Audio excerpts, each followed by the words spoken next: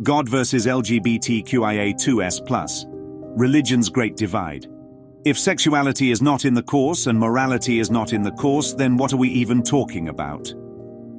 We are talking about categories the ego made, not truths that God created. If love created you, how could anything about you be immoral? What could God, who is love, know about exclusion? Love is all-encompassing. What is all-encompassing has no opposite. So when religion draws lines, this group saved, that group condemned, this orientation holy, that orientation sinful, it is not speaking for God. It is speaking for fear. The Course says, all religion is the recognition that the irreconcilable cannot be reconciled. That is exactly what the ego's religion does. It invents irreconcilable categories and then claims to reconcile them by punishment and shame. It says some love is blessed and some love is cursed.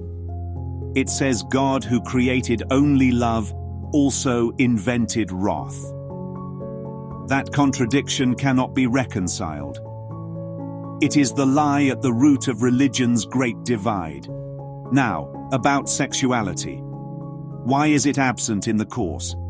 Because sexuality is about the body, and the body is not what you are.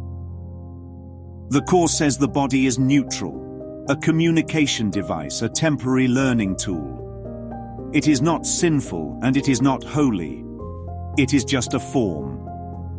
So to build an entire moral system on the shape of bodies, the direction of desire, or the mechanics of intimacy, is to miss the point completely. The mind is the cause, not the body. The body acts out what the mind has already chosen. Morality too is absent in the Course. Why? Because morality implies that love can be divided into good acts and bad acts. But what is love if it needs a referee? Love simply is. The Course is not a book of rules. It is a curriculum in forgiveness. It does not ask you to police behavior. It asks you to remove the blocks to the awareness of love's presence.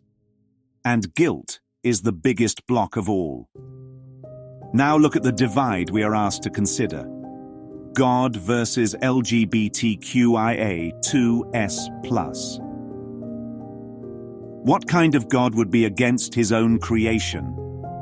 What kind of love would exclude certain children? That is not love. That is fear disguised as faith. Faith in sin. Faith in condemnation. Faith in difference. But love has no opposite. Perfect love casts out fear. If love is perfect, then nothing outside of it exists. So what could God, who is love, know about straight or gay, cisgender or trans, binary or non-binary? Those are categories in time. God is eternal. Those are costumes in the dream. God is the dreamer beyond the dream. Those are symbols of identity crisis. God knows only identity in him. Religion has made a sniper God. A God who picks targets, lines them up in the scope and takes them out. A God who kills what he supposedly created. That God is not God. That God is a projection of guilt. That God is the ego wearing robes and quoting scripture.